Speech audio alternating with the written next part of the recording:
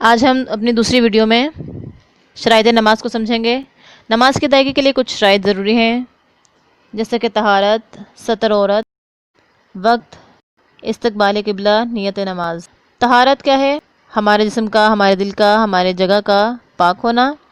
ستر، عورت کا جسم ڈھکا ہونا چاہیے، یعنی کہ ہم بغیر دوپٹے کے نماز کبھی نہ پڑھیں۔ ہمارے بازو، سب پورا جسم، ہمارا لباس پورا صاف ستھرا صحیح ہونا چاہیے۔ کپڑے ہمارے صحیح ہونے چاہیے، ایسے نہیں کہ عریانت ظاہر ہو۔ تیسری شرائط ہے وقت۔ نماز ہم اس کے وقت پر ادا کریں، ایسے نہیں کہ ہم فجر کی نماز ظہر میں، ظہر کی نماز عصر میں پڑھ رہے ہوں، بلکہ وہ قضا ہو جاتی ہے نماز، تو ہم وقت پر ہی نماز پڑھیں۔ اگلا ہے ہمارا استقبال قبلہ، یعنی ہمیں قبلے کی طرف رخ کر کے ہی نماز پڑھنی چاہیے، کسی اور طرف منہ کر کے نماز نہیں پڑھنی چاہیے۔ اگر ہم کسی سواری پر ہیں تو ہم اپنی سواری کا رخ ایک طرف کر کے، اور پھر جیسے پرانے زمانے میں ہوتا تھا، اونٹوں پر سفر ہوتا تھا، تو وہ صحابہ کرام بھی، نبی کریم صلی اللہ علیہ وسلم بھی سواری کا رخ مسجد کی طرف کر کے، خانہ کعبہ کی طرف کر کے نیت باندھ لیا کرتے تھے، پھر وہ سواری کہیں پر بھی جاتی رہی، وہ نماز جاری رکھتے تھے۔ اچھا، پھر ہماری اگلی شرط ہے نماز کی نیت ہونی چاہیے۔ نماز سے پہلے ہماری نیت زبان سے نیت نہیں ہوتی۔ جب ہم کھانا کھاتے ہیں تو ہم زبان سے نیت نہیں کرتے کہ یا اللہ تعالیٰ ہم اتنے نوالے، اتنے پلیٹ کھانے، اتنی روٹی کھانے کے لیے نیت کرتے ہیں۔ تو اسی طرح سے جب ہم صبح اٹھتے ہیں، رات کو سوتے ہیں، تو ہم نیت نہیں کرتے کہ میں اتنے گھنٹے سونے کے لیے نیت کر رہی ہوں یا کر رہا ہوں۔ تو نیت جو ہے وہ دل کے ارادے کا نام ہے۔ وضو کرنے جاتے ہیں، ہم جائے نماز بچھاتے ہیں، تو یہی ہماری نیت ہو جاتی ہے۔ اب ہم فرائض نماز کو سمجھ لیتے ہیں۔ نماز پڑھنے کے لیے بھی کچھ فرائض مقرر کیے گئے ہیں، جن کا ہونا بہت ضروری ہے، جنہیں ہم ادا کریں لازمی طور پر۔ یہ فرائض نماز کے اندر ہی ہوتے ہیں، اگر ان میں سے کوئی رہ جائے تو، اگر بھول کر رہ جائے یا جان بوجھ کر رہ جائے تو نماز نہیں ہوتی۔ ان کی کل تعداد 7 ہے، جو کہ تکبیر تحریمہ، یعنی اللہ اکبر کہہ کر نماز شروع کرنا۔ اللہ اکبر نہیں کہا تو نماز ہی نہیں ہوگی نا۔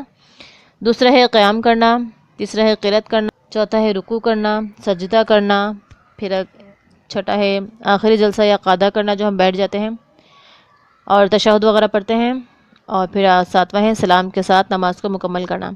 سلام نے آخر میں پھیرا تو ہماری نماز مکمل نہیں ہوگی۔ ہمارے اس میں سے کوئی بھی فرض رہ گیا نماز کا تو ہماری نماز نامکمل ہے۔ صفحہ نمبر 21 پر آ جائیں۔ نماز کے فوائد۔ نماز سے کئی اخلاقی، تمدنی، معاشرتی، روحانی، جسمانی فوائد حاصل ہوتے ہیں۔ نماز روحانی جسمانی سکون حاصل کرنے کا بہترین ذریعہ ہے۔ نماز ایک ایسا عمل ہے جس سے ہماری ایکسرسائز ہو جاتی ہے، ہمیں جم جوائن کرنے کی ضرورت نہیں ہے۔ اللہ تعالیٰ نے ہمیں 5 مرتبہ اوپر نیچے ہمارا جسم ہو جاتا ہے، تو ہمیں اللہ تعالیٰ نے موقع دیا ہے، ہماری اللہ تعالیٰ سے بات چیت بھی ہو جاتی ہے اور ہمارا جسم بھی سیٹ رہتا ہے۔ وضو سے ہم لوگ بار بار منہ دھوتے ہیں، ہمارے گناہ جو ہے وہ جھڑ جاتے ہیں۔ اسی طرح سے نمازوں سے بھی ہمارے گناہ بہت سارے جھڑ جاتے ہیں، اور ہمارے روحانی اور جسمانی ہماری تربیت ہو جاتی ہے، یعنی کہ ایکسرسائز ہو جاتی ہے، مشق ہو جاتی ہے۔ نماز سے انسان کئی برائیوں سے اور گناہوں سے بچ جاتا ہے۔ قرآن مجید میں ہے ان الصلاۃ تنہی عن الفحشاء والمنکر، بے شک نماز بے حیائی اور بری باتوں سے روکتی ہے۔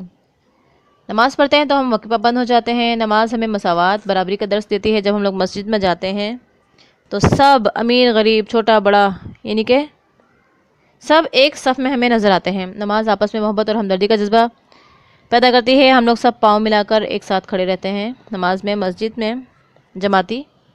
نماز پڑھنے کے لیے ہمیشہ ہم صاف ستھرے رہتے ہیں، کیونکہ ہمیں پتہ ہوتا ہے کہ ہمیں اگلی نماز پڑھنی ہے انشاءاللہ، تو ہم اپنے کپڑے خراب نہیں ہونے دیتے، گدے نہیں ہونے دیتے، ناپاک نہیں ہونے دیتے۔ اس وجہ سے ہم لوگ سارے دن صاف ستھرے رہتے ہیں۔ نماز کی وجہ سے ہم لوگ اچھی عادتیں جیسے سچ بولنا، غیبت سے بچنا، چغلی، چوری، دیگر برائیوں سے ہم لوگ بچے رہتے ہیں، اور نیکی کرنے کے ہمیشہ ہم عادی بن جاتے ہیں۔ اگر ہم فجر کی نماز پڑھیں گے اور فجر سے ظہر تک ہم نے کوئی گناہ کر دیا تو ہم سارے دن سوچتے رہیں گے، ہم لوگ اس ٹائم تک سوچتے رہیں گے کہ میری فجر کی نماز ضائع تو نہیں ہوگی، تو اپنی نمازوں کے ثواب کو بچانے کے لیے ہم غیبتوں سے اور ان گناہوں سے بچے رہیں گے جنہیں ہم چھوٹا سمجھ کر جاتے ہیں۔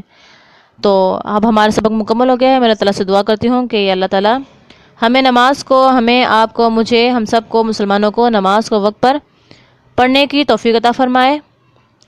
اور امید کرتے ہوں کہ آپ کو میرا یہ چھوٹا سا ٹاپک، جو میں نے بہت آسان الفاظ میں سمجھانے کی بہت کوشش کی ہے، آپ کو یہ سمجھ آ گیا ہوگا۔ اور مزید مطالعے کے لیے آپ لوگ اپنی کتاب کا سبق نماز کی اہمیت و فضیلت پڑھیں، انشاءاللہ سمجھ آ جائے گا۔ جزاک اللہ خیر و احسن الجزا۔